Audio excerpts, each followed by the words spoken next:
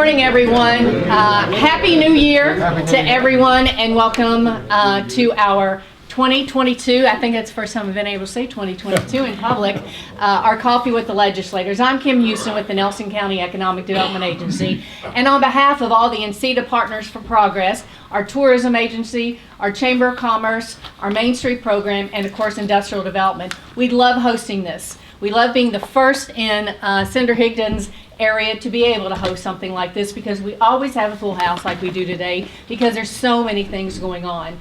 You know, 2021 ended up being a pretty good year for Bardstown and Nelson County, coming out of 2020. As you know how we struggled during that time, but it seems like things was full speed last year. This is one of the things that opened during COVID, if you can imagine opening a restaurant during COVID. They continue to surpass their numbers as far as what they projected in this hotel. Have another one down the street open and another one getting ready to open this month with the La Quinta Inn. So lots of things going on here in Nelson County. We're expecting an incredible year here in Nelson County. Already we had to do a survey for some new sewer grants that we're working on with the mayor. And just 10 companies that I surveyed, it looks like over the next 5 to 10 years, we have $500 million of infrastructure and investment in a lot of our local companies here. So there's going to be a lot going on. We see people in our office every day wanting to come in, wanting to move here, wanting to visit here, wanting to put a company here. So we are back again, full speed in our economic development agencies, working with the judge, working with the mayor, and making sure that we have everything in place, infrastructure, roadways, sewer, water, to make all this growth happen in Bardstown and Nelson County. When we recruit people here, they need to know that they can build in Bardstown and Nelson County. So that's what we'll continue to work on in 2022 with each of you all. So many of you are critically important to what we do every day with our magistrates and our city council people and our local leaders. Thank you all very much for everything that you do. Unfortunately, you see I have one representative today. Chad McCoy, our representative, is one of those unfortunate people that had their plane canceled. And so he was sitting in an airport yesterday, I think, and the flight got canceled, and he's not due back into Bardstown until this afternoon. So unfortunately, we will miss having Representative McCoy here. But we are thrilled to have Senator Higdon, who's always been one of our greatest supporters. We've had him for many years. We work with him, we talk to him, and he has supported Nelson County on all of our needs. And we're so thankful to have him representing us. So, Senator Higdon. Thank you, Kim.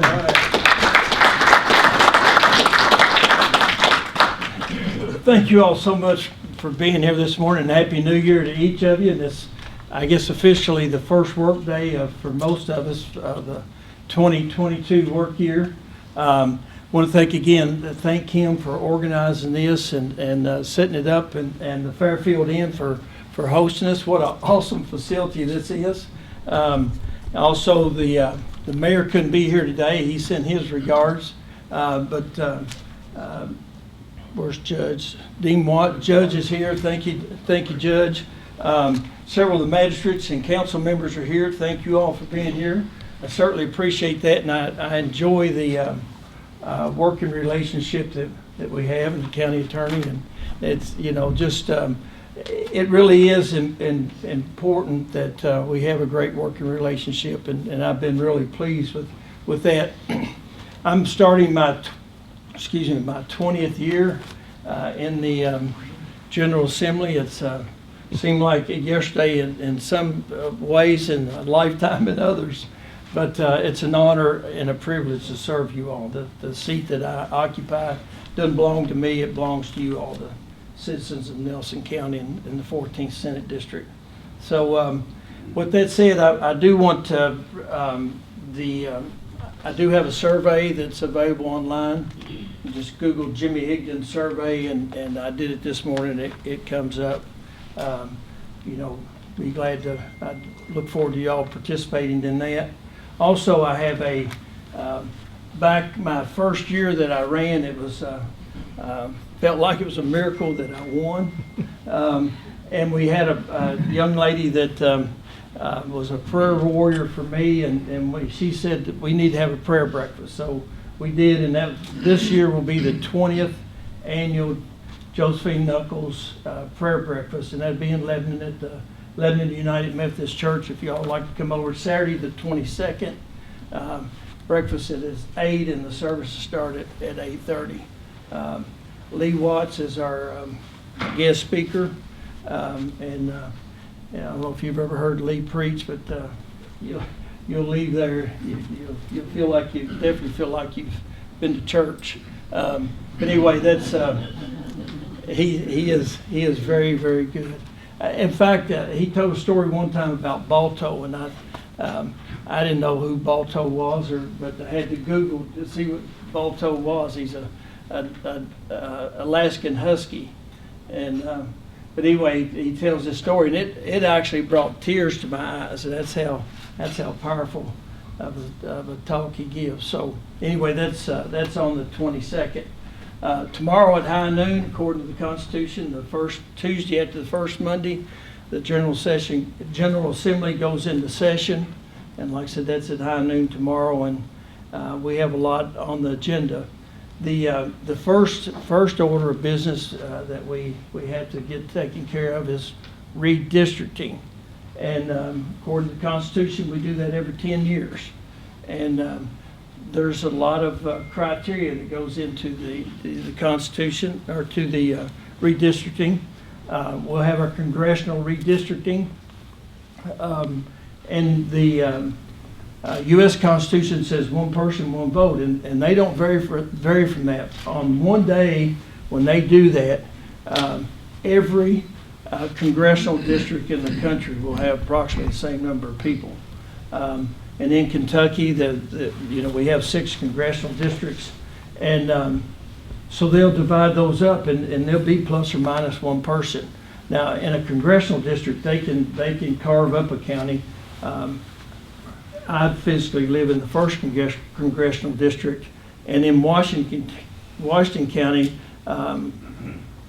Congressman Comer goes up and picks up one precinct to get that magic number. So in the congressional redistricting, we've lost a tremendous amount of population in the east and the west again. Same thing happened 10 years ago.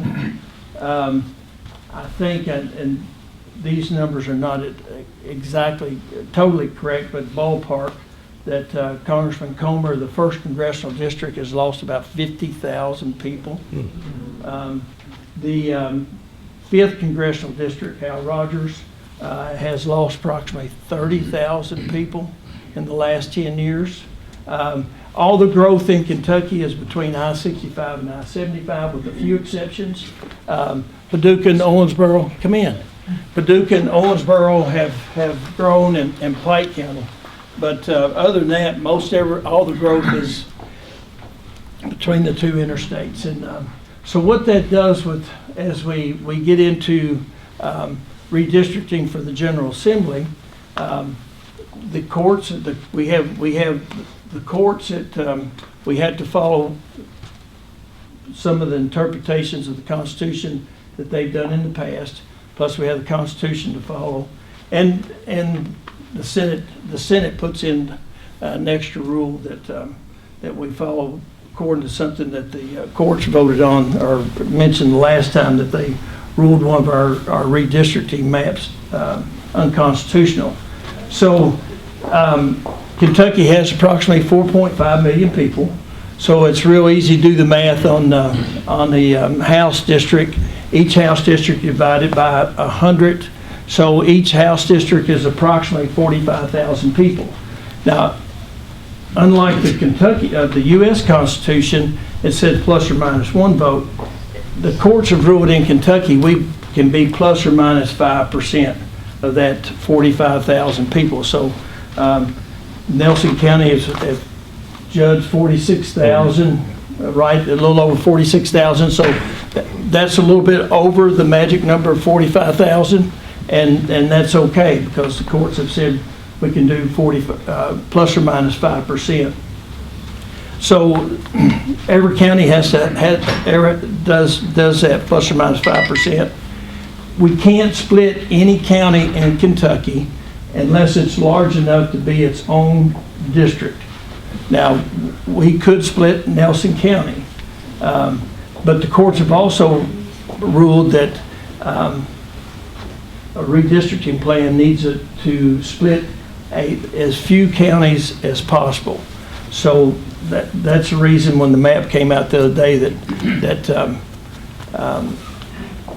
Nelson County is not split, because they thought that it might be a constitutional challenge because it didn't split as few counties as possible. So Nelson County will remain as one congressional district. The other rule is all the counties have to be contiguous. Every county in a district has to be contiguous. So that kind of makes it. It sounds like it'd be easy to do, but if you play that at home and you can start either on the east or the west, or start in Jefferson County and work out. You find out real quick it's a difficult task. You end up with some funny looking districts, and I can tell you that because I have worked with the Senate maps before, and in the Senate, again, there's Kentucky has 4.5 million people. You divide that by 38, and you come up with something right around 118,000 people per Senate district. So that could be plus or minus 5%. Any county that you split, or no county that's less than that, can be split. So I think we have 7 counties in Kentucky that are above more than 118,000 people. So we have 7 counties in Kentucky that can be split. So all the other counties have to remain whole, and they have to be contiguous, and they have to be plus or minus that 5%. Now that makes it difficult also when you start making the maps. But the other thing that makes it even more difficult with the Senate, the last time in 2012 when we did a Senate redistricting, there was 4 different districts that they put 2 legislators together. They put 2 legislators in a Senate district, and the courts weren't real happy with that. That was one of the reasons that they gave for finding the redistricting map unconstitutional. So we added a rule in the Senate. Now every current senator will have their own Senate district. We're not putting any senators together. So again, if you play that at home, you give every senator their own district, plus or minus 117,000 people, and they have to be contiguous, and you can't split any county that's not have a greater population than 117,000 people. So it's a difficult job. My district, I'll tell you a little story about the first redistricting I went through in 2012. Was actually in 13. The district, the one they did in 2012, they found it unconstitutional. We didn't go into our new districts until 2013. But when we did the redistricting in 2013, I got called in. I had 5 counties. I had a perfect little Senate district. It was all contiguous, and every place I wanted to go was within 20 or 30 miles. And they called me in on a Friday afternoon and said they were taking Taylor County away from me. Well, I was not happy about that, and I let them know and slammed the door on my way out. I wanted them to know I was unhappy. So they called me back in. I got a call on Sunday, said, "We want to see you again on Monday." And I said, yes, they got my message. They're going to give me Taylor County back. Well, I get in there Monday, and they take 2 more counties away from me. They took Mercer and Washington County away from me, and I didn't say anything. And one of them made the comment, "You're not going to say anything? You raised hell Friday when we took 1 county, and you're not going to say anything? We take 2 more counties?" I said, "I'm not going to say a word. If I say anything else, you might take Marion and Nelson away from me." So in the redistricting this time, you're safe in Nelson County. There won't be any changes to your House district. Chad McCoy is Representative McCoy. And by the way, he called me yesterday afternoon. His flight was canceled, and he didn't have a flight out till this morning. So he said to send his greetings. But anyway, and in the Senate district, I've seen a couple different maps. I'm not real happy with any of them, but that's part of it. But Marion and Nelson are included in both versions of the new Senate district, and I assume I'll end up with one or the other. My request was my district, the 14th Senate district, the one you all live in, is probably about one of 7 or 8 out of the Senate seats that actually grew. My Senate district, as it is right now, is too large, so I had to shed some population. Of course, I have part of Jefferson County, and my idea was that I've got 20,000 plus people in Jefferson County. My district's about 8,000, too large now because of the growth in Nelson, Spencer, and Jefferson County. My perfect district, the one that I'd like to see, was to I'd get rid of Jefferson County and pick up Washington County. I'd get rid of 20,000 plus in Jefferson, and Washington County has 12,000 people and make a perfect Senate district size-wise. But I don't think I'm gonna get my wish. That was on my Christmas list, but I don't think I'm gonna get that. But so anyway, redistricting is it's a difficult process, and there's a lot of comments out, about doing it in a different way than the way we do it. Of course, the Constitution delegates the redistricting authority to the General Assembly. There's folks that say we should have independent commissions to do redistricting, but it doesn't matter who does it. There's still a lot of biases and involved in redistricting, so we're doing it ourselves, and there might be laws passed, excuse me, after this session to look at some different type of ways of redistricting. But we'll introduce the redistricting maps tomorrow. We'll probably vote on those Saturday of this coming week, so we'll be in session on Saturday. That's the plan that I've heard that we're going to follow. Excuse me. Of course, that's the biggest thing, and then of course the budget. We really have an unusual issue this year, one that we've not had in a long time. We have a tremendous surplus. We have about $4 billion. Well, we have $3 billion right now. The consensus forecast group projects that we'll have another $1 billion excess dollars after this current budget is over. So about $4 billion in excess funds. Now, $1 billion of that is ARPA money, federal funds, and there's a lot of strings attached to what we can do with that. The other $3 billion, we probably got $15 or $20 billion worth of requests for that. One of the things we'll definitely put a considerable amount of that in a rainy day fund, because you never know. We're experiencing some really high revenues in the state with the additional money that's been in circulation from ARPA funds and all the COVID stuff that's been going on, and the money that's been pumped in for that, and the additional income tax and sales tax and other taxes that the state has generated. So we won't appropriate all that money. And another thing we won't do, that $3 billion, that's pretty much one-time money.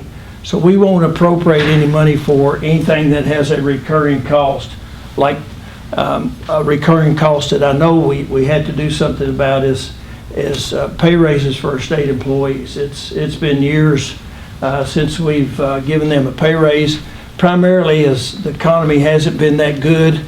We haven't had a lot of excess funds, and our pension costs are just outrageous. right now, for every state employee, every dollar we pay a state employee, I think we're paying out 87 cents in retirement cost for every dollar we pay. State police, for every dollar we pay a state trooper, I think we're paying $1.80 in pension cost. So we have about $60 billion in unfunded liability in the state. That number will be adjusted because all of our funds did very well this past year. So that $60 billion will probably drop to $55 billion or maybe even $50 billion because, like I said, our retirement funds did very well. That's probably pay raises for state employees and teachers will probably be on the agenda. And one of the things that I'd like to see us do, and one of the suggestions that I've made to our A&R committee and even to the governor, is we have a lot of empty slots in state government now, positions that are unfilled. And in some instances, we're doing very well with a fewer number of employees. So my suggestion is to take those unfunded spots, keep the same budget, or close to the same budget, and take those excess dollars from those unfilled slots and give pay raises to the other employees in that section. But we have some really outstanding state employees, and they do very valuable work. And in the past, there's been times when I would tell you that we had too many state employees. We were, just overstaffed. But I don't think that's the issue now. I don't think that's true now. And I'd like to see us go to a 40-hour work week, and that gives employees a 6% pay raise just by doing that, and then take those additional dollars that we would save by not filling those slots and make sure that we give our employees a pay raise.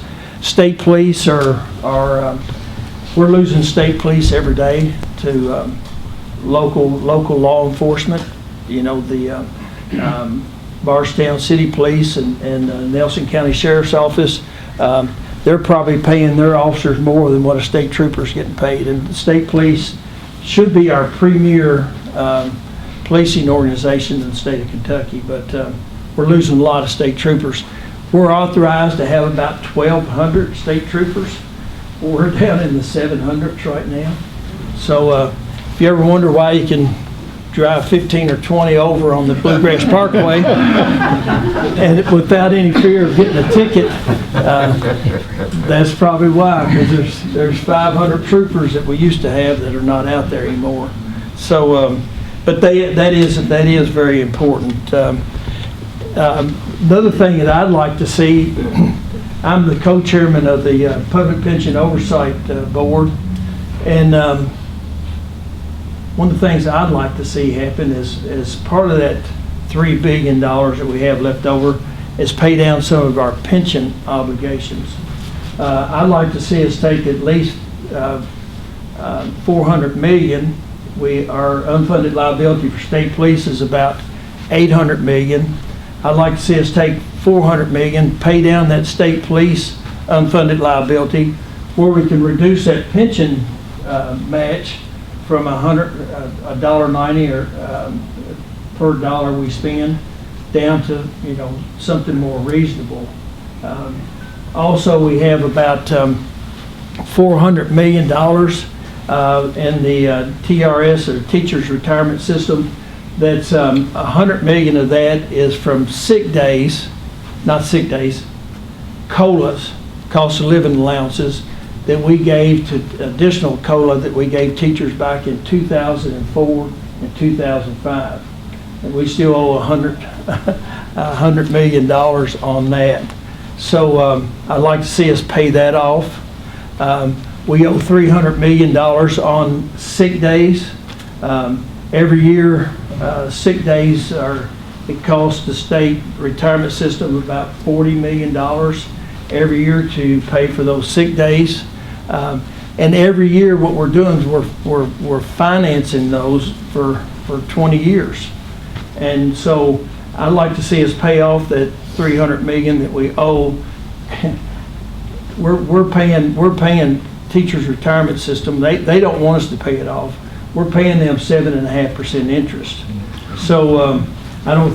If any of you were going out and buy a house right now, you'd have to have pretty bad credit to pay 7.5% on interest, or even a car. You know, so anyway. That's something I'd like to see us do, and the $40 million that the sick days are costing us to pay that off every year, and there'll probably be some pension reform. We have some other issues with pensions we need to discuss. Also for Western Kentucky and the tornado victims, I'm sure there's going to be some sort of some portion of that $300 million spent on that recovery. Broadband. You know, we just did $250 million in our last budget for broadband. That's just a drop in the bucket of what we need. It is, you know, it's used to broadband was a luxury, but it's become a necessity now. It's kind of like the phase, we're kind of at the point that we were years ago when the folks that lived in the city had electricity and those that lived out in the county didn't. And that was fine for a while, but then when all these modern electric appliances start coming along, then it became a necessity for those rural customers, those rural citizens, to have electricity. And we had we have the rural electrics now that was formed,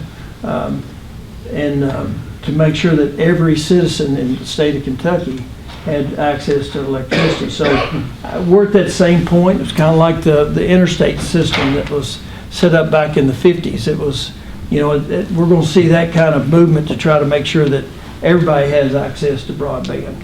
So there'll be part of that $3 billion that'll be additional money to be appropriated to broadband.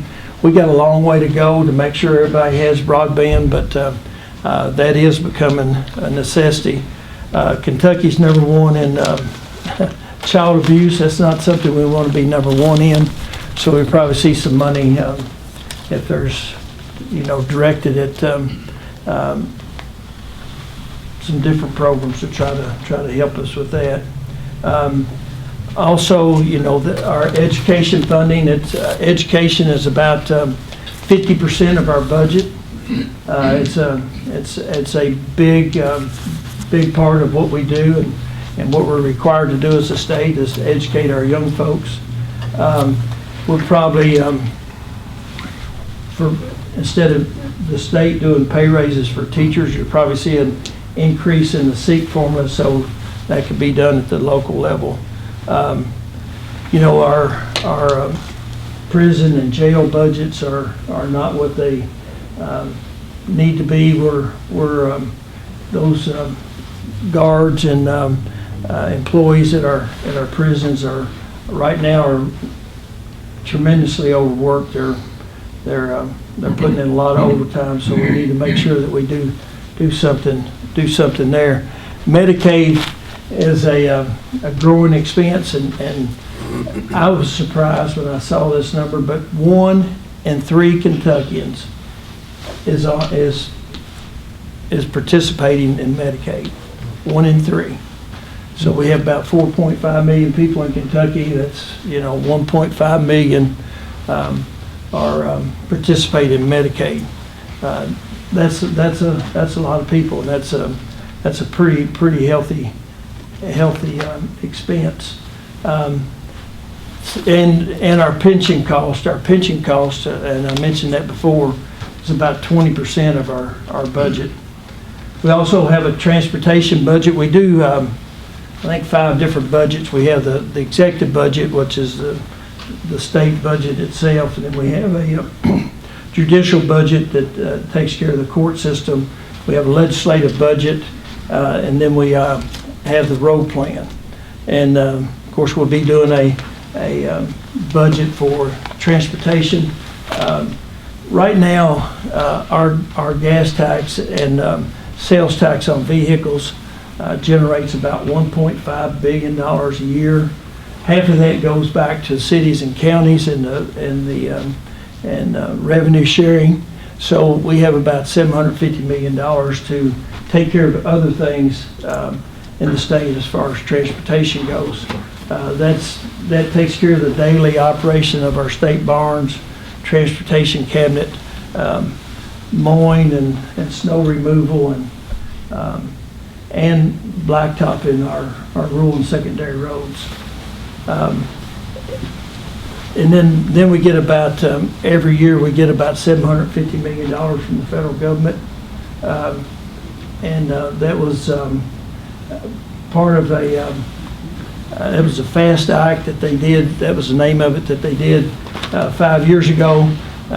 That changes, well, starting this year, that changes to the infrastructure bill that they just passed a few months ago. But so our revenue from the feds will go from about $750 million a year to $850 million a year. So and that's money we had to match. So that's $750 million. We were putting up about $150 million in state dollars to match that. And as we increase, if the additional $100 million that we'll get, we'll have to match that also. There's 3 major projects in the state that are statewide projects that we're looking at. The number 1 project is the Ben Spence Bridge in northern Kentucky, and it's about a $2 billion project, and we'll have to match that with state funds also. There's some grant money available to build that bridge, and we'll apply for that, and hopefully we'll get that, and we don't have to take that out of our dollars that we spend. Right now, back years ago, we had state dollars, additional state dollars we could use for construction projects. But every construction project, every orange barrel you see now, that's federal dollars. We don't have any state dollars to do construction with anymore. It's all federal dollars. Also, the Mountain Parkway is another project that's as a statewide project that's probably on the radar, and and again, there's grant money that was in this infrastructure bill that they just passed, and we'll be applying for federal grants to do that one. The other big mega project is the I-69 bridge in Henderson that will connect I-69 in Indiana to Kentucky and on south. So those are the mega projects that we have. Other topics, excuse me, you'll hear a lot about, or maybe about reading. There'll be a bill introduced to try to make sure that every 3rd grader, before they leave 3rd grade, that they can read. It doesn't, you wouldn't think we'd have to do that, but we have kids that pass the 3rd grade that can't read, and these recent tests that were done, and of course a lot of COVID affected those test scores, but we did very poorly on reading and math, so there needs to be some emphasis placed on that. So we'll be appropriating money to do a reading program to make sure that every school in the state has appropriate trained teachers that can make sure that our kids can read by 1st grade, 3rd grade, excuse me.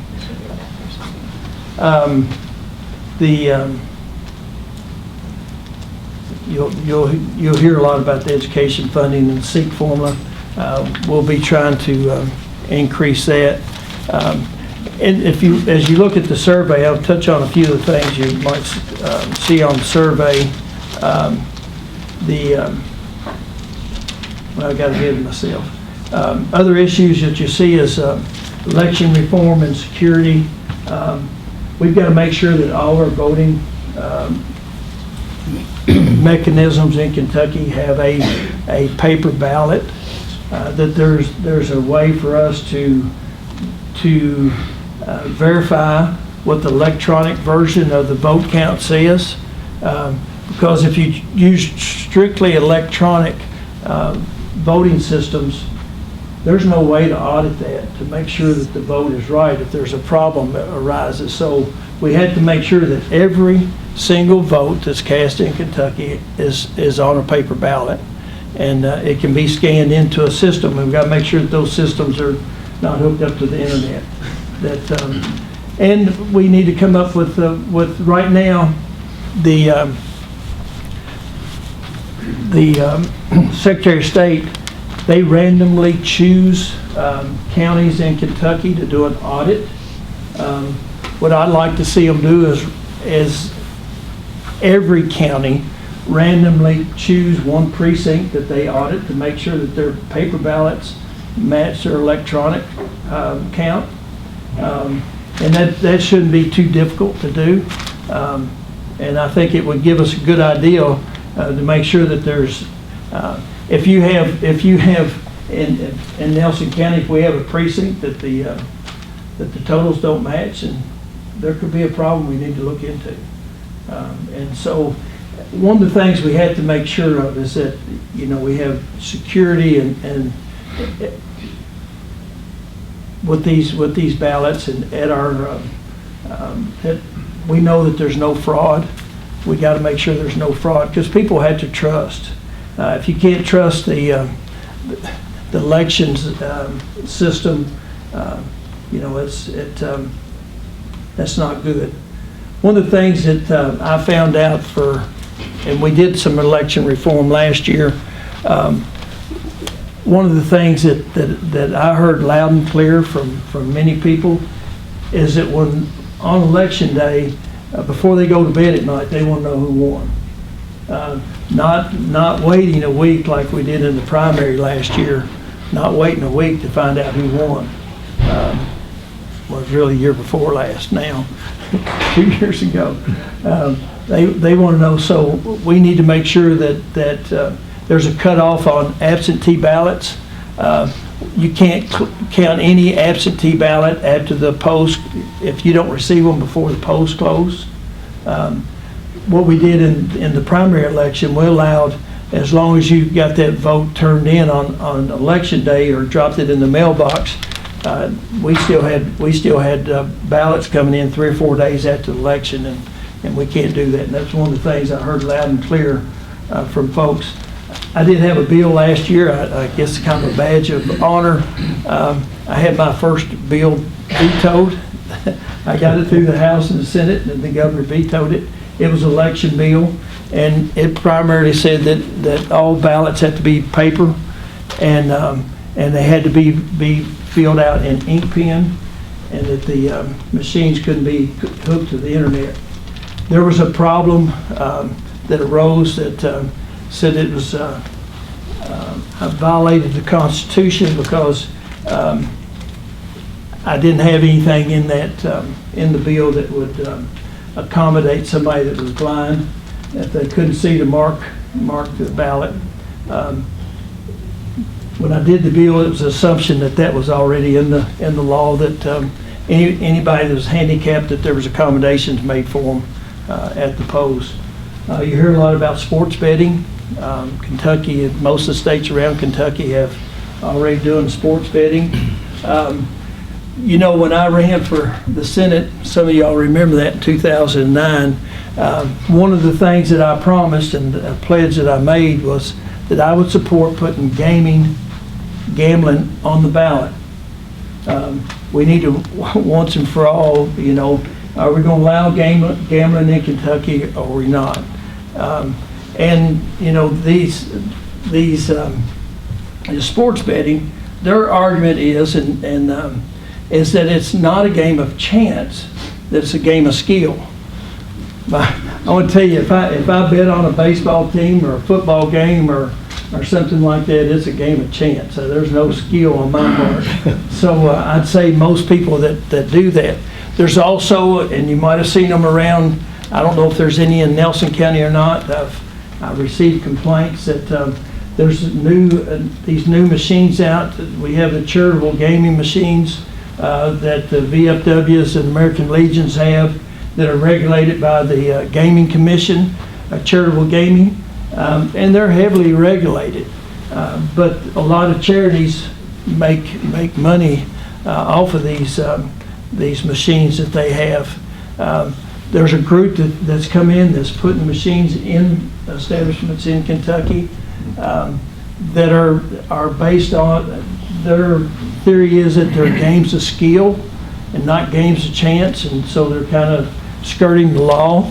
So we'll be working on something to deal with that. But like I said, I would support a constitutional amendment to putting it on the ballot and let you all decide, are we going to have legal gaming in Kentucky or not?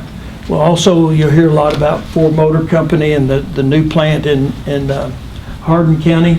You know, Nelson County is you know, we need to do infrastructure improvements here to prepare for that, because Nelson County's, I'm sure we'll see growth from that, and there's a lot of transportation needs in Nelson County. We're already a lot of congestion, and I hear a lot of complaints about getting from point A to point B, so we need to work on that. Medical marijuana, we've heard that for years.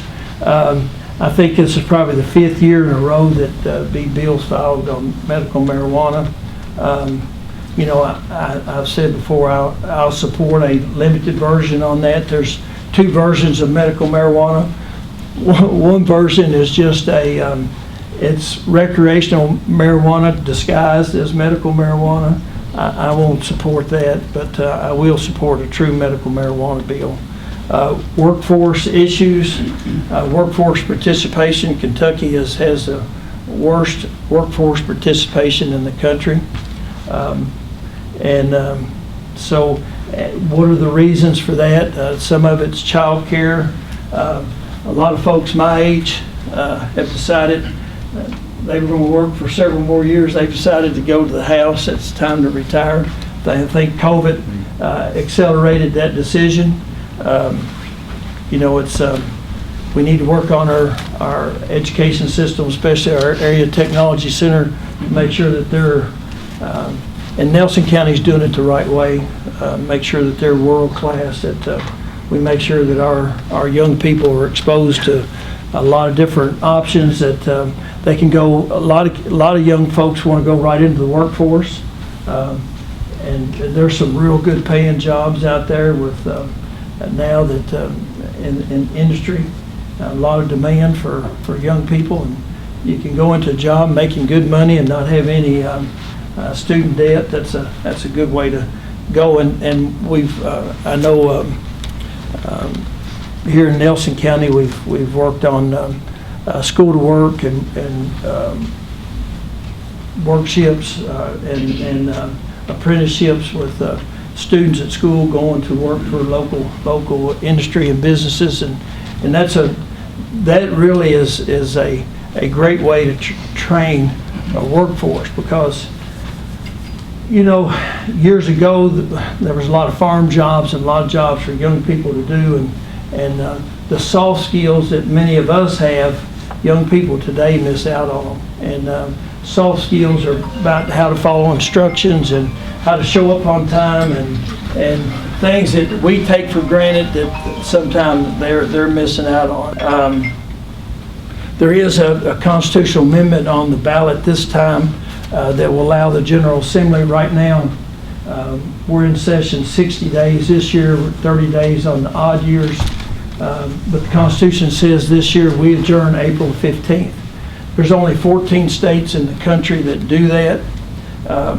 Most states will allow their General Assembly to call themselves back into session if an issue comes up, and that'll be on the ballot for us to have some extra days that we can go back if an issue arises. Right now, it's 10 extra. I think it's 12 extra days. And you know, first thought, that's a pay raise, and that's additional time for legislators. But where we save the money, it's pretty much just a wash. Where we save money right now in the Constitution, the way that the Constitution is drawn up, we have 10 veto days. This year we'll have 10 veto days at the end of the session. Legislators get paid for those 10 days. Many legislators work during those 10 days, but a lot of them don't. I'm talking about in Frankfurt, there's a lot going on in those veto days. But this will eliminate that. We won't, if that constitutional amendment passes and we're allowed to call ourselves back into session to deal with an issue, those 10 days will go away. We won't have those 10 veto days anymore. And so that will save 10 days and to give us 12 extra days. Tax reform, we've talked about tax reform since Christopher Columbus came over. Dr. Fox did a Governor Patton commission. Dr. Fox from Tennessee, he's a well-known economist, to do a report on Kentucky on their taxing system. I tell people, you can look it up, you can Google the Fox report, but you get something about Fox News. But it's back in 2002. It's when the report was issued, and basically what he said then is Kentucky's tax system is antiquated. It won't grow with the economy.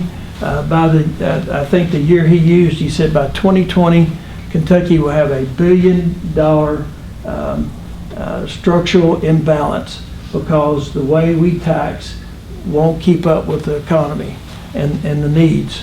And what a lot of states have done, and we looked at Tennessee, Texas, and Florida, their taxing system where they don't tax production or income, but they tax consumption. And many of us in this room helped Tennessee and Florida generate additional revenue. Their citizens don't pay any personal income tax, but they pay a fairly a broader range of taxes on services. So that's what we'll be looking at. We can't get to where Tennessee is. Tennessee is a zero personal income tax. We can't get there. We would have to tax food and medicine, and that's not going to happen. So Indiana is at 3% personal income tax. We're currently at 5%. So I think we could potentially get to 3% and be more competitive as a state and be able to draw additional citizens and retirees and industries to Kentucky.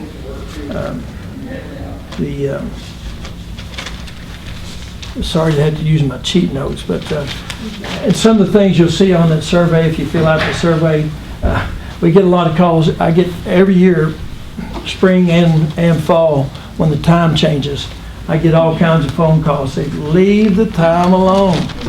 Don't be changing it twice a year. Well, we can pass legislation in Kentucky to stay on standard time, the time we're on right now. We can do that.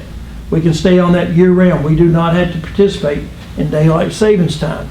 But we can't go on daylight, under federal law, we can't go on daylight savings time the entire year.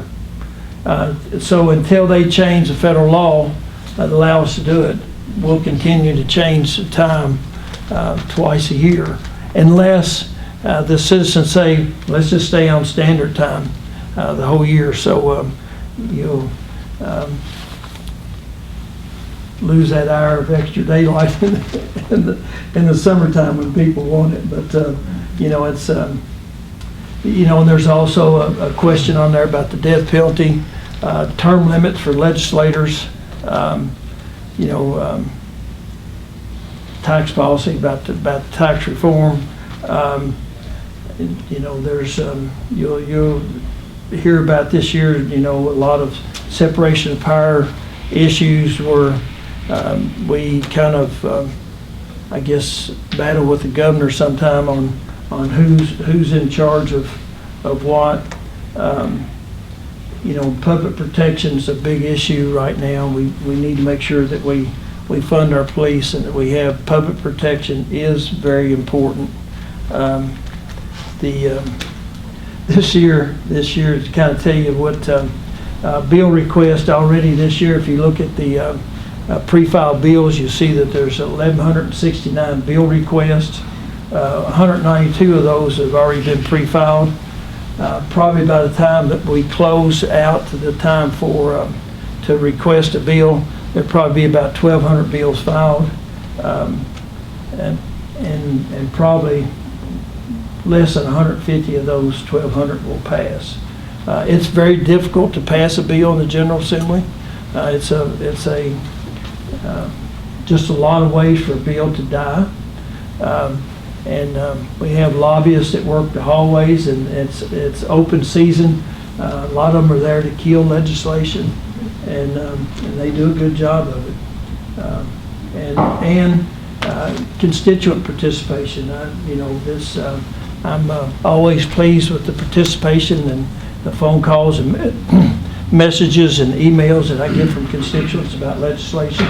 I'd love to hear from constituents. When I first ran, I thought I knew a little bit about everything.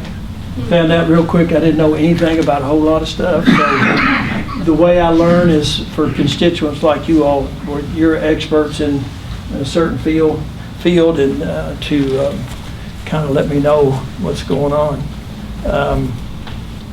But in the last long session, which was in year 2020, there were 280 bills filed in the Senate, 650 bills filed in the House. 53 of those Senate bills passed, and 69 of the House bills passed. That's I know I ran through that very quickly and took a lot of time also, but let's see what time we have. We have time for some questions. I know a lot of you maybe are on have to get to work, but I will stick around afterwards if you're like me and don't like to ask questions in public. I'll be glad to answer any question you have.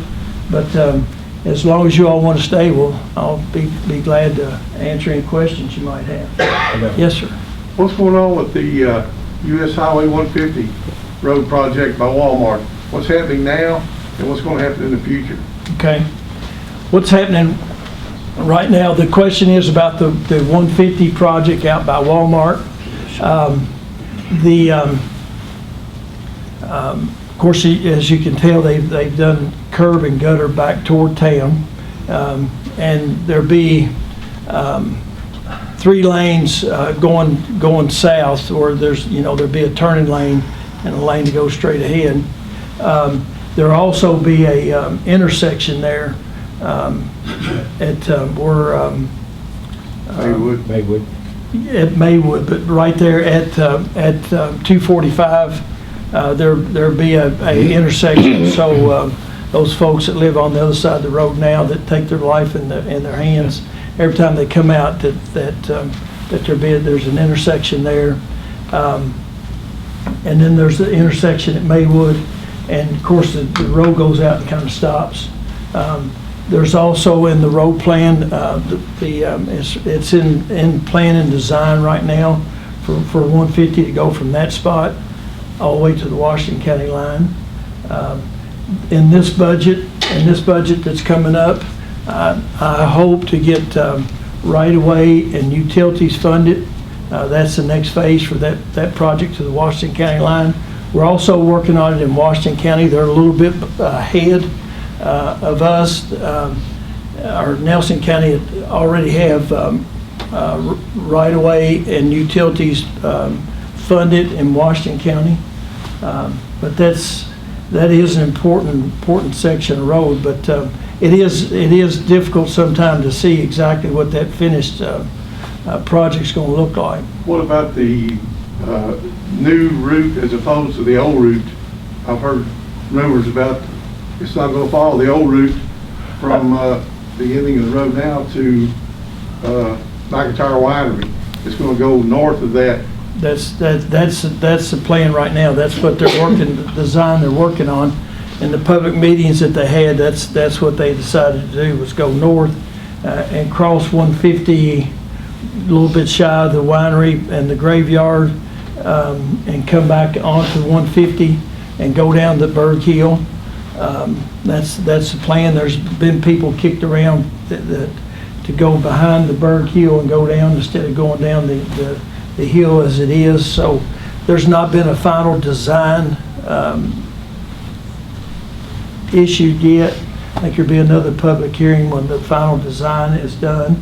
But that's the way it's drawn up right now. But so it'll go behind 150 quick stop, over and cross one, or come back into 150 and go downhill. One of the biggest problems with that, staying on the current roadway, which is always a good thing to try to do, so you're not taking any other property, so to speak. You're taking some front yards.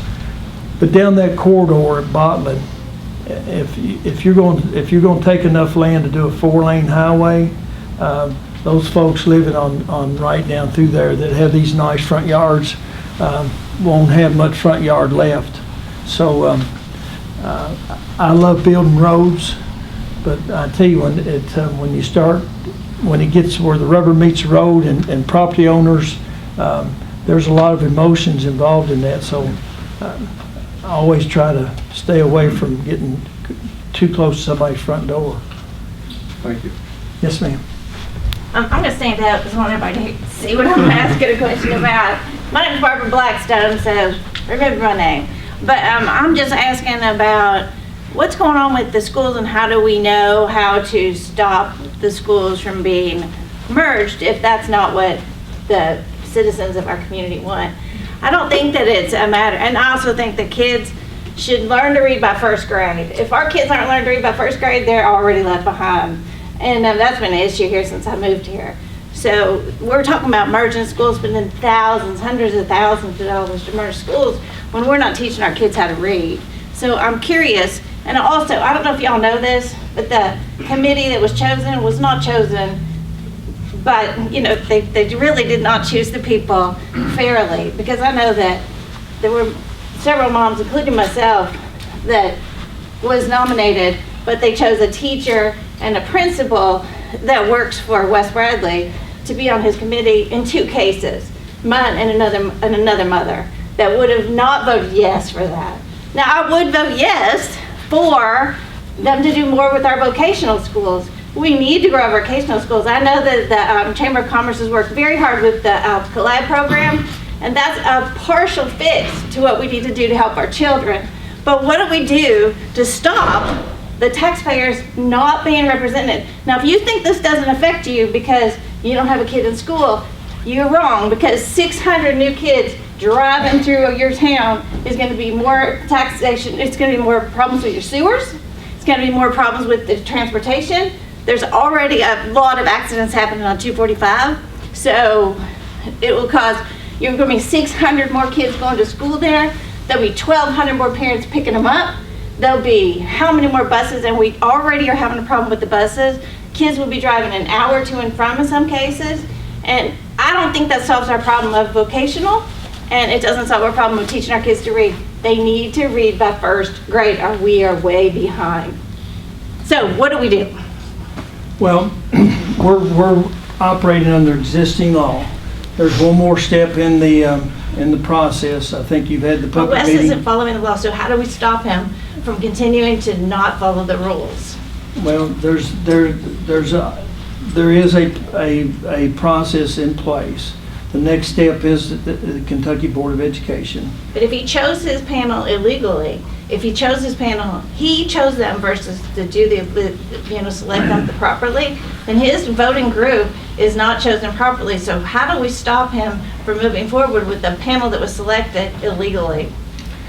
When you think when a law is not abided by, then that becomes, as a lawmaker, I can change the law.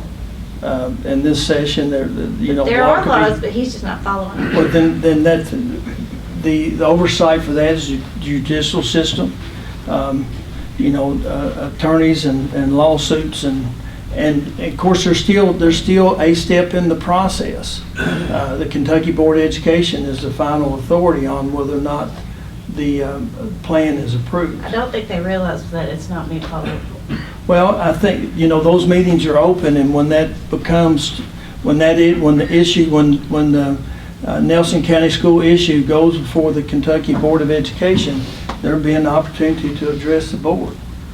So like I said, there is a process in place.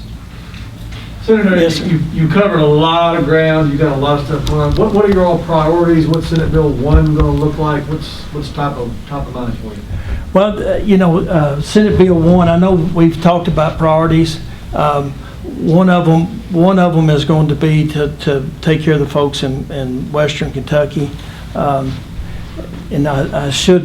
we reviewed some bills a couple weeks ago, and I made a lot of notes, and that's not one of them. That redistricting is going to be a priority.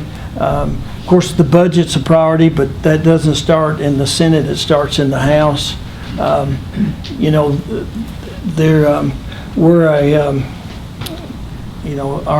General Assembly and the state is predominantly pro-life, and I'm sure one of the first 10s will be could be a pro-life legislation. I don't know that for a fact. To be honest with you, I really won't know what those priority bills are until we get there for sure tomorrow. But we have discussed it. I'm sorry I can't, right now, can't recall all of them. Sure. On the local front, the magistrates on fiscal court right now, we get $120,000 a year for blacktopping. With that $3 billion surplus, can you kick some more back to the county? Right now, $120,000 does a little over 2 miles. If you've got 40 miles in your district, it doesn't go anywhere. And that would be a good use of one-time money.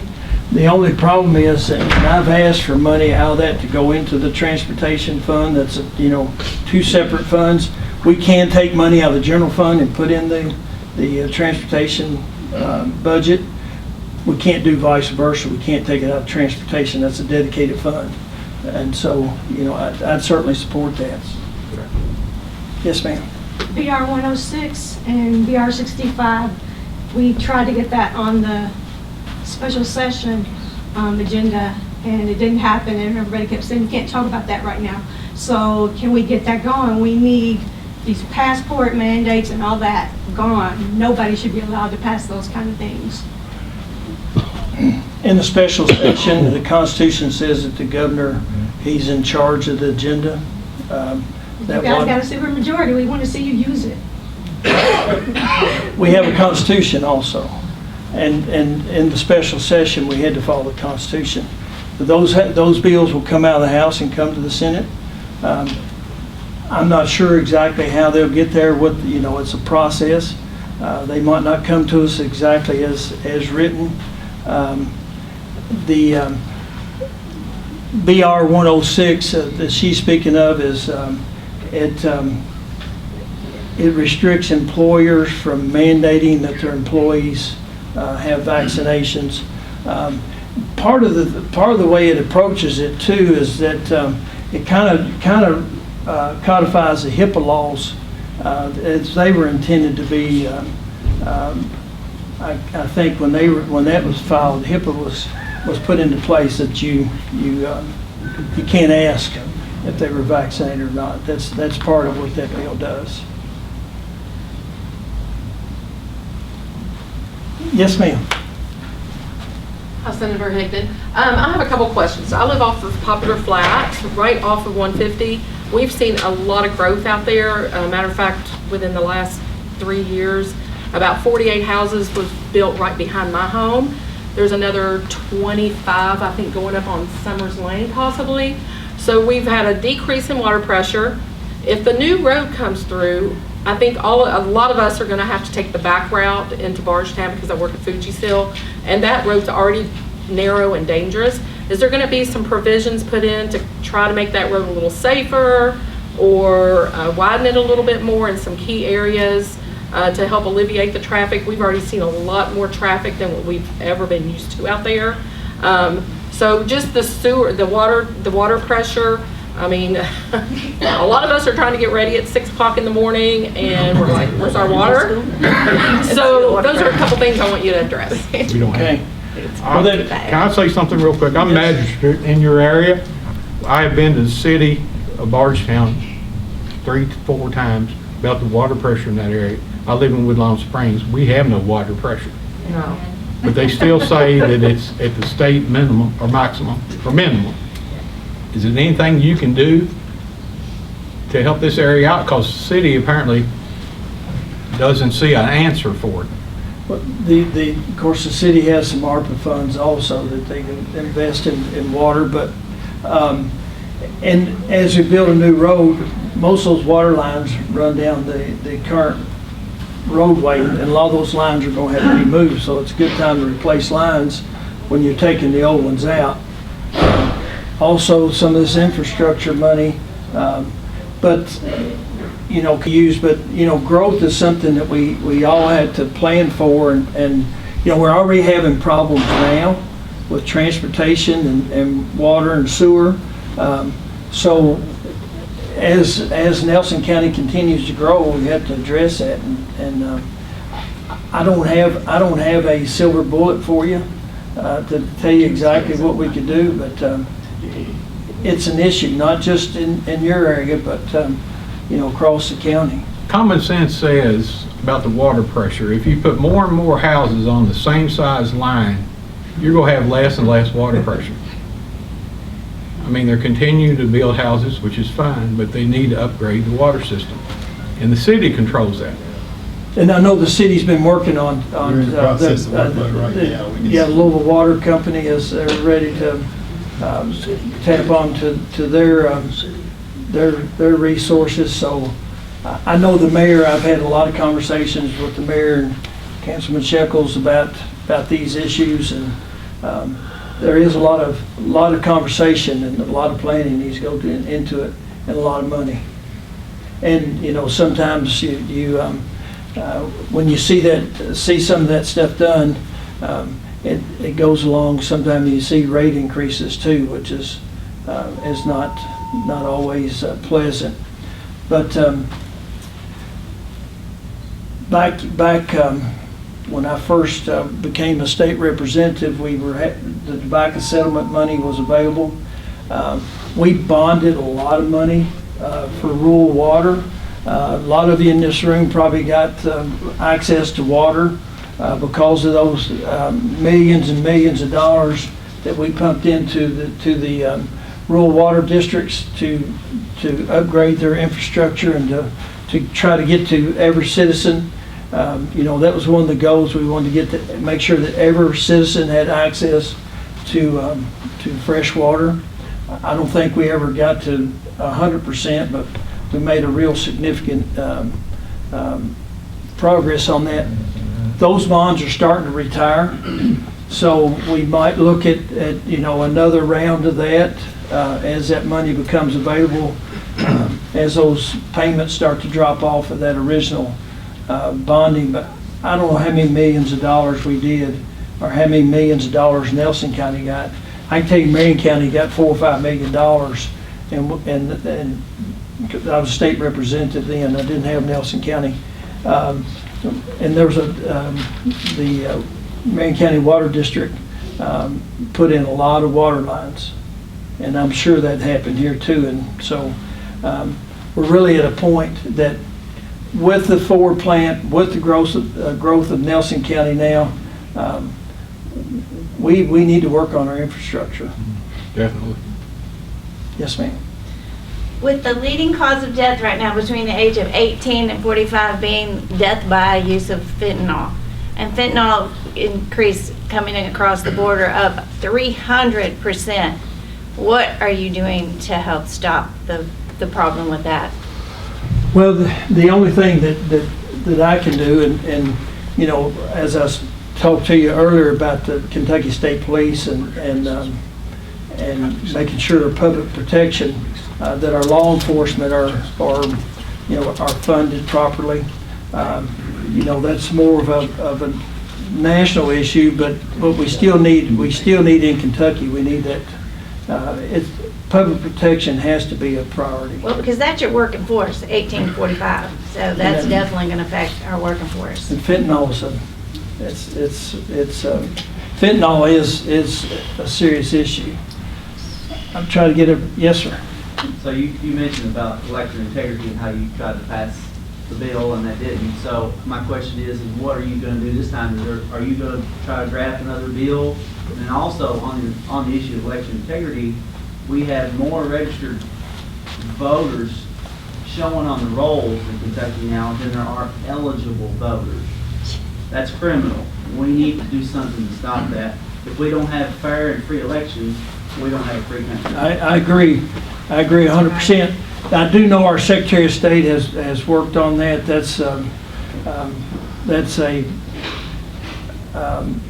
That voter roll is a Secretary of State issue, and we need to make sure he's doing everything that he or she, whoever holds that office, if they have the tools. As the General Assembly, can y'all do anything to put pressure on the Secretary of State or to do an inquiry? Because to me, it's criminal for that to be the case, for the voter rolls to be that far off. There's no way there's 103% registration in the state. There's probably 70%, so there's 30% phantom voters that leave a big window. Of course, the machines being online is a big issue. We need paper ballots. I agree, we need to do that too, but having that 30% phantom voter rolls leaves a big window for fraud, and we need to get that immediately corrected. Well, I am working on another bill for election integrity, and I'd be glad to include that. But up until just recently, we have all these silos in Kentucky that we have the vital statistics. Have a division that takes care of vital statistics. They, in the past, have not reported to the Secretary of State. Okay? So if somebody died, that should be common sense that vital statistics tells the Secretary of State a voter died. Take them off the rolls. Also, our prison system's not reporting to the, they haven't been, they are now. Somebody's convicted of a felony. They're supposed to come off the voter rolls. So we need to do a better job, you're right. But, you know, in the last several months, we've had more people taken off the rolls than have registered, and that's we've taken a lot of dead people off the rolls, and we need to, but you're right, and I'd be glad to look at that, to set out some criteria of what they need to do, and that criteria might be in place now. I need to check on that. Yes, ma'am. Going back to voting, I mentioned this to you before in an email, I think. I passed 5 voting places to go vote at the library. Why is that? And I live out on Poplar Flat. I passed 2 churches. I passed the Civic Center. I passed the Sutherland Building. And I used to work, when I worked at the schools, I used to work the election polls because we were off that day and they needed people. So I'm not sure why the previous county clerk changed all that, but there's no reason for me to pass 5 voting polls to go elsewhere to vote. Dean, has Dean already left? Yeah. What are you all doing on the county does redistricting? Okay, after we finish our redistricting, the Kentucky General Assembly, after we finish our redistricting, then that information comes down to the county level, and there had to be some redistricting done in Nelson County because you've grown. You know, you might want to do some lobbying to make, get it, I don't know, but drawing up districts at the local level is just like it is at state level. It's not an easy process to make sure that they're equal. But I don't know the answer to that. People across the street, they vote closer than I do, way closser. And that's not unusual. And I have part of Jefferson County. People on one side of the road are in my district. The other side of the road's not. Like ours. So, or even subdivisions. Glen Mary. Part of Glen Mary is in my Senate district, and part of it's not. So redistricting is a strange process, but I understand where you're coming from. Yes, sir. A couple of years ago, there was a lot of planning done about a western bypass. We got any construction going on?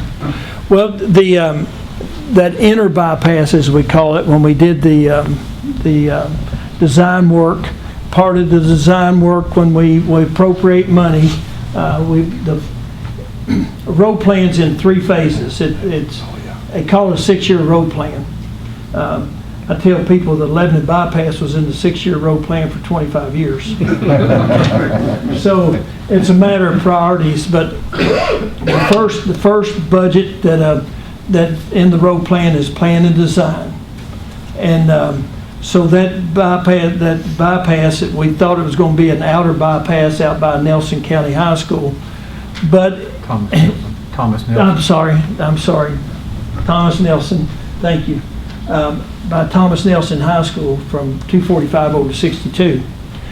In the process of the planning, they listened to the folks in Nelson County and Bardstown, and they moved it in closer. So that has been through the plan and design phase. This past session, Representative McCoy and myself got it put in the budget for right-of-way and utilities. So this next budget that we go, this next year, or this year when we do our road plan, construction money will be put in there for that section between 62 and 245. And there's some other things in the recommendations in there also that's in the they call the shift formula, where the local elected representatives and the area development folks get together and make recommendations to us. But that's the one that inner bypass. Hopefully, after July the 1st of this year, you could possibly see some dirt being moved if they have all the land acquisition done. They can't do anything until they have all the land purchased. But it's important. Like I said, Nelson County and Bardstown's got a lot of traffic issues. If they told me they'd give me a $400 or $500 million, it would be probably an all spend it right here in Nelson County. No problem at all. I can come up with all kinds of projects, and you all could too. All the way in the back. Hello, Mr. Higdon. Yes, sir. The boss I talked to. My name is David Norman. I'm also against the merger, and has been a flawed system all the way through on this whole complete merger thing. Seeing it, we do need term limits, and I hate it for Mr. Higdon here if we lose one. I love these meetings. These are great. That's why I respect you so much. But what I want to say is what are we going to do about our schools that's not competing with the rest of school? We're one of the last districts in the state that's falling behind in our education. Our kids are not learning to read. We keep losing our interventionists and our people that truly matters to our school system. That's where my son learned to read. He was transferred to another school, made to go to a different school because he could be served better. And it was because of political reasons. And I hate that. Every child should be learning on fair terms. But how can we start sending kids to Bardstown if it needs to be? And bust that contract up. Get rid of those bull crap politics in our school system. And start teaching and let these schools that are truly teaching our kids flourish and get rid of some of this stuff. But we keep getting rid of our interventionists. We need those back in school. And we got backpack leaders. I don't know what the meaning of those are, but we need interventionists. We need teachers back in our school. There's so much smoke and mirrors in Nelson County. I'm just getting tired of it. But I'm back. So thank you, Mr. Higdon. Appreciate it. Thank you. I want to add, you mentioned term limits. I'll support term limits. I think 20 or 24 years is appropriate.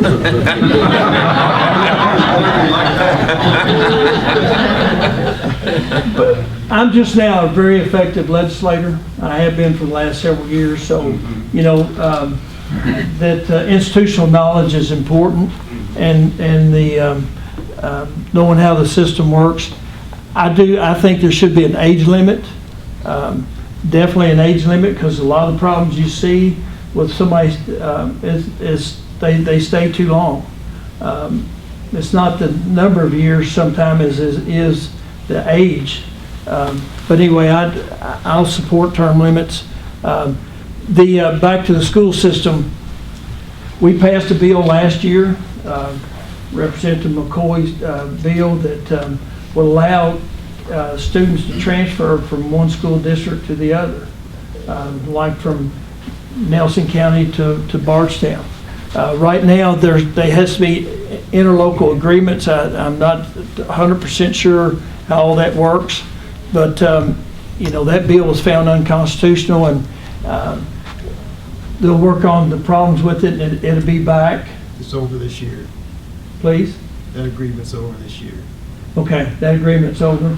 Well, anyway, we'll pass that bill again. We'll figure out what the unconstitutional part was, and I wanted to take that contract, the old reading by the state and federal government, that if there's a school better in Nelson County that we can send our kids to get educated, because Bardstown is kicking Nelson County's butt on special education, learning kids how to read and write. I want that contract being voided. It's terrible. Yep. If Bardstown get educated, I don't care where kids go to school. My kids go to Nelson County, but if they go to a different district, school, whatever, private school, we need to be putting our money in, even in private schools, if the kids can get better educated. We don't want them to go to There's too much politics in our school system right now. What I'm saying, I'm sorry. We want it just to work. And again, we addressed that last session. It was unconstitutional, and I'm sure we'll be back to it again. I hear where you're coming from. Thank you. Yes, sir. Well, that bill, Jimmy, was, Chad ran through, that was for private schools, wasn't it? It wasn't public school. No, it Was it both? included two things. Okay, so- The bill that was passed last year, it had two things in it. One was the scholarship tax credits. Right. That I think it was 8 or 10 counties in the state qualified for that. The other one was it allowed the transfer from one school district to the other. So they ruled all of it out? Yes, all of it was All ruled of it. unconstitutional. Okay. It was all in the same bill. Because he had to water it down to get it through the committee originally. Right. You remember that? I Because do. he ended up going to the I bigger do. counties. Right. So anyway, the courts threw it out because of the scholarship tax credit, not because of the transferring from one school to another across the state. Yes, ma'am. Yes, you had talked about tax reform. I'm wondering, will there ever be any kind of property tax reform? I know that here in Nelson County, I do work for the Property Valuation Office, and we are continually asked to raise higher revenues. It's hard to get away from those revenues the way the law is written. However, I feel like we are pricing our elderly, our lower income out of their homes. So my question is there something that we can do to maintain the revenue we need here, but to do that in a way that we are not harming people? Because I feel like we do harm people, and that is a very hard position to put everybody in, not only us, but the people that we serve here in Nelson County. If you can't hear the question in the back, is about property tax, and I've been working on that. I share your email address, and I'll share some of the correspondence that back and forth with staff. The problem with property tax, it's in the Constitution. It says that property will be assessed at fair market value. Yes. And you know, that's what it says. It's in the Constitution, and so it makes it difficult to put in you know, something different about. Of course, right now we have the homestead exemption, and that works out very well. It goes up a little bit every year with inflation, but it's in some cases it's still not enough. And I know we need to do something. I do, but my hands have been tied so far. Really, about the only way to deal with it is do a constitutional amendment. But I will caution people, even as bad as it is, it could be a lot worse. And be careful what you wish for. You do a constitutional amendment to change the way we tax property. It might not be what you want. Right, I do understand that. I think the biggest thing for me is sitting there and telling someone, you know, this is what your house is worth, because we are enforcing that law, and I totally support enforcing that law. That's my job. However, it is very hard to look at someone when you know that the price you have written down, even though it is fair because of the way the law is written, that you could be causing that person to lose their home. So that's my question. Will there ever be any way to, not so much change the Constitution, I would say, but to make some type of an adjustment to where people aren't losing their home? And the question was, can you make some kind of exception, do a law that allows for us to deal with certain situations, senior citizen or disabled, but you know, that's why you have a constitution. It's etched in stone what you do, and all laws have to comply with the Constitution. So we're very limited to what we can do, but I am working on it, and I'll take your suggestions, and I want to exchange email addresses with you so I can. Senator, yes. That $3 billion surplus, I could spend all that today if you let me. What about the teacher's pension? You addressed that a few minutes ago, a few years ago. It was about to be depleted. Are you thinking about putting any of that $3 billion over in the teacher's pension fund? Okay, the question was about the teacher's pension. Of all the pensions we have, teacher's pension is the best funded. It's about 60% funded. What I advocated on some of the surplus money, we have a $400 million note to teachers' retirement that the state's paying 7.5% interest on, and it's perpetual. It just keeps going. There's no end in sight because we add $40 million to it every year. So I would like to use some the money, surplus money, to take care of that. Okay. Yes, sir. Is there any real stumble among the legislature to think about consumption taxing? I lived in Tennessee for 34 years, and although their sales tax seems high, a significant amount of that goes back to localities, which keeps property taxes and other taxes low, and that's one reason that their overall taxing structure is so much fairer than it is here in Kentucky. Well, in Tennessee right now, he's talking about the Tennessee tax structure. In Tennessee, their state tax is 7%. Local governments can tax add up to 2.5% on, which knocks down their property tax. And again, taxing consumption rather than your property. And there is now in Kentucky another constitutional issue. In Kentucky's Constitution, you can't do local sales taxes. We have some local taxes that have kind of been outside the Constitution, like insurance tax and occupational tax. Is there another one? Restaurant tax. Restaurant tax. Hotel stuff. Of course, that's under tourism, the restaurant tax. That's a good idea, but it would have to be a constitutional amendment. And that's often been talked about as far as in tax reform, to do a constitutional amendment to allow localities to tax it. It has not been popular. It would never pass if you just put it on there to allow local localities to tax. But if you put on there that it would take care of part of the property tax, and it might become more popular if you did it that way. But just to give the cities and counties authority to add 1% sales tax, it would require a constitutional amendment. Have y'all ever had estimates done on what a consumption tax statewide would do versus income taxes? What would it have to be? Yeah, we've seen those numbers, but I can't remember. The question was, what would a consumption tax generate?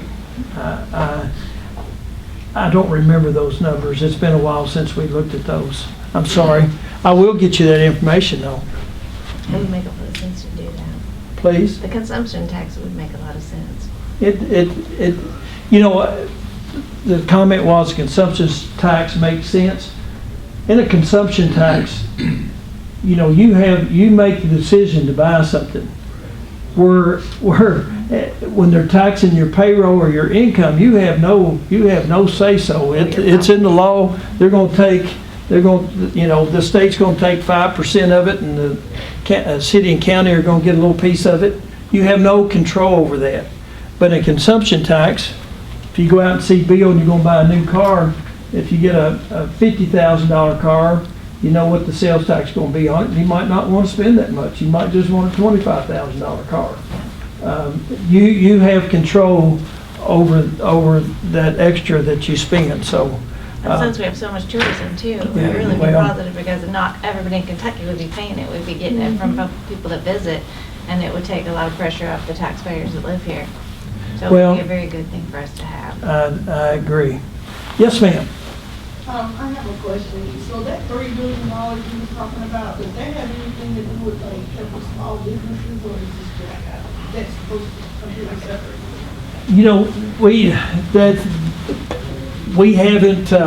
The question was, with the $3 billion help small businesses. There's nothing written in there yet. We haven't appropriated any of that or come up with any type of programs. We do have some programs in place for small businesses. And I'd be glad to tell you some of or get you hooked up with somebody that the Small Business Administration, they do a very good job of everybody I've referred to them. They've been pleased with the information they got back. They didn't always find something that would help them, but they were pleased with the information. But there are some state programs that will help small businesses. So I'll give you one of my cards. And by the way, I've got anybody that wants a card, I've got some extra ones that I brought with me. I'll be glad to give you a card and my contact information. Yes, ma'am. In regard to Bill Request 358, this is legislation to prohibit an employer from demanding immunization of their employees. I had 30-year nursing friends that conscientiously object to taking experimental COVID treatment, and they have lost their jobs after 30 years. When I spoke to you earlier, some time ago, we were at 3,000 nurses that have left the state of Kentucky because of this, I believe, criminal actions that have taken place. And friends have just gone to Baptist East, and they've got reservists, military reservists in there staffing, because qualified nurses have lost their jobs. And this is absolutely ludicrous, and it's not okay, and this needs to be taken care of, I mean, just as soon as this session opens. So I guess, you know, I'm not trying to take it out on you, but like, okay, you're our representative, what you gonna do? Well, also that BR Bill Request 106 kind of deals with the same thing, so there's going to be a lot of legislation. What the final product will be, I don't know what it'll look like. One problem we have, and we need to put some teeth, a lot of employers did not honor the federal and state law about religious or medical exemptions, and we got to deal with that. And it's, you know, they ignored, a lot of employers ignored both federal and state law. It needs to be where there's not an exemption. You're not forced at all. Right. Exactly. You don't need anything. Because exemptions are too easily taken away. It's medical tyranny. Yes. I work in HR. This is going to be a nightmare. It's plain and simple, hands down, it's a nightmare for employers. It's a nightmare for anyone who does not want to get it, does want to get it. It's a nightmare. Yeah. And nobody's even talking about some of the side effects. You act like it doesn't exist. But the SARS report, which is a government report, has lots and lots of side effects. And now we're pushing it on our children, an experimental medication, and our vaccine, and nobody's talking about the side effects. I think that that's a big fault that's going on in our government right now and our media, that we're not talking about the fact that this is an experimental vaccination, and it does have a high level of harm that it causes people. And it is reported in a government reporting system, but nobody talks about it. Nobody shares that information. Yeah, we do. none of us know what the long-term effects are. But it's being We don't reported, know. ZARS is a government We won't- reporting program. Yeah. VAERS is a government Yeah. reporting program that is reporting a lot of problems with it, and nobody talks about it, like nothing to see here. Okay, anybody? I do. I heard you say someone's gonna start seeing some dirt being moved about the inter-county connection. So 150 has been horrible for years. I pray every day when I come out on Poplar Flat on the 150. You know, number one, why has dirt not started to be moved there, which I know it's funding, but when will we start seeing dirt being moved? Okay. And also, well, I had another question, but that's my major question is, when are we gonna start seeing? Okay, transportation projects are a long, drawn-out process. We're in the plan and design right now. Representative McCoy and myself will get in this next budget, right away and utilities. And that will start July 1. 2 years from now, when we're here, we'll be ready, let's see, it'd be 2024, so that July the 1st of 2024, money should be in there for construction. So that's, again, that's if everything falls into place.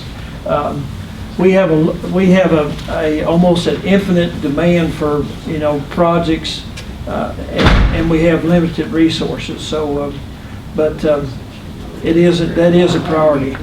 It is. Well, listen, if anybody wants to stick around, I want to be respectful of everybody's time. I'll stay around till I answer every question.